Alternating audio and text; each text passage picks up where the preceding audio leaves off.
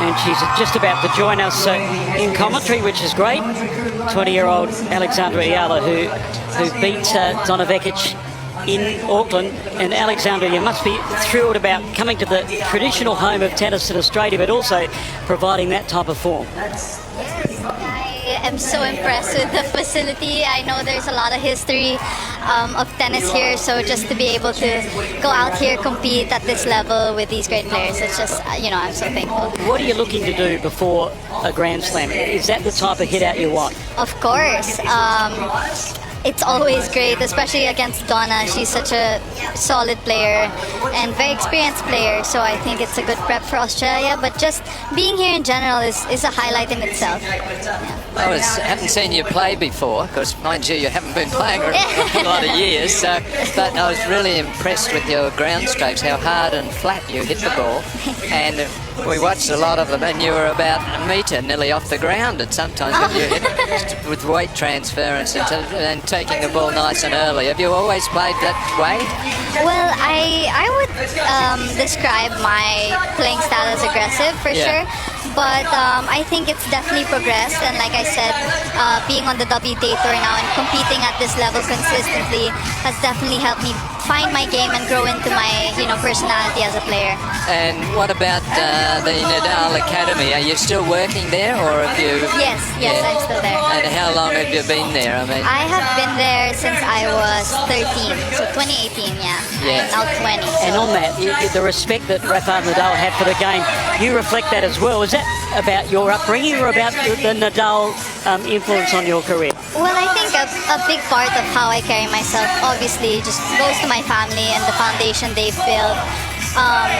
There is obviously a lot of things that I've taken from being at the academy and from Rafa himself, just the way he embodies his mindset. But I think, it's a combination of everything, and my family and the way they brought me up, the values. And what sort of goals have you set yourself? You're so young on the tour and doing so well already, 49 or whatever you are in the world.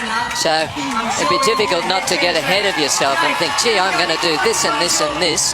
So what are your plans for this year and well, goals? I would disagree with that. I think it's very difficult to get ahead of myself in this sport. If there's anything, tennis is such a humbling sport, it keeps you grounded for sure. So I try to take it week by week, and I surround myself with a great team, an experienced team, and they help me kind of form my goals right now. I just broke top 50 at the end of the season, so I'm hoping, to go inch by inch, and more than anything, keep the level that I'm playing at. Well, I think that's a very mature way to look at it, and just watching you, you're very poised on the court, and your interviews already, it seems like you've done thousands of them, when you probably haven't done a lot in a year or so, but it's just fantastic today. Yeah. Alexandra, I must ask, am I right in saying you direct message Coco Gauff to play doubles in Rome? Yeah. How did that come about? I shot my shot. I went for it. I just sent her a message on Instagram, and she said yes, and it was amazing. Such a great experience, and she's such a nice girl. Was just turning point in Miami last year, beating all those big players, Ostapenko,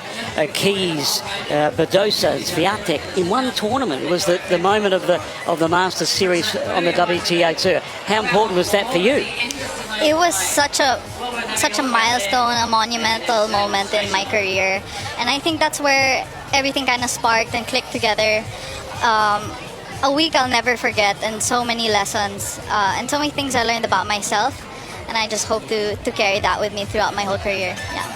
Can I just ask you about your serve? Today you didn't rely on power. We've been so used to seeing the serve being bombed down, and you came out and you moved it around nicely and mixed it up with some nice sliders, some into the body. And is that normal for your serve?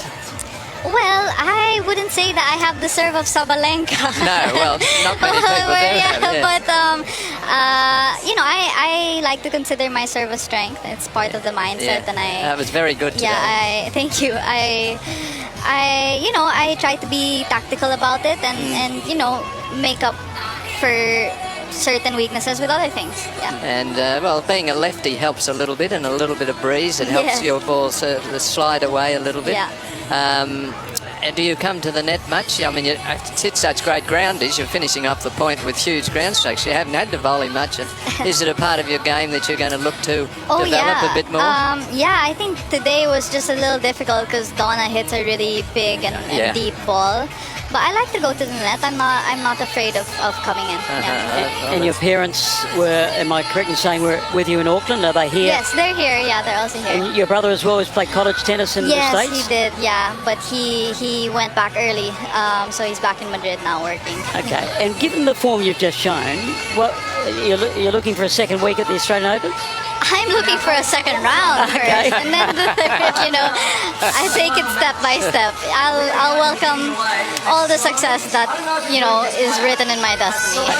And you've got such a big Filipino diaspora in Australia supporting you. What message have you got to say to all the Filipinos who live in Australia? I'm so grateful and actually quite surprised with the turnout. I've always had a little crowd here in Australia, but I think things have changed since last year. So I want to thank everyone who took the time to support me and just growing tennis in the Philippines. So I'm so thankful. Thank you. I'm amazed at how mature you are at your age and how inexperienced, really, but you're so poised and you're not overly excited about having wins and doing so well. You're taking it all in your stride, and it seems to me you've got a very good balance with a way of going about your tennis career, and I think that's very important because we see so many good young players come through and everybody is lauding them and how great they are and they're going to do this and they're going to do that, and it all gets, the expectations get a bit too high. And it seems to me that you'll be able to handle any of that stuff if it comes, or if it gets too much. It seems to me that you've got the right attitude to be able to deal with it. Thank you so much. I mean, it's definitely something that young players in the tour have to navigate, especially when they're new, playing the whole calendar year.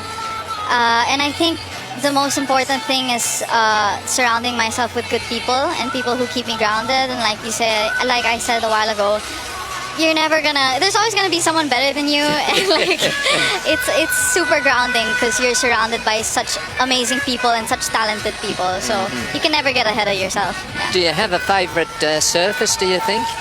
Yes. I mean, you're going to be good on all of them. Well, I hope so. I favor hard.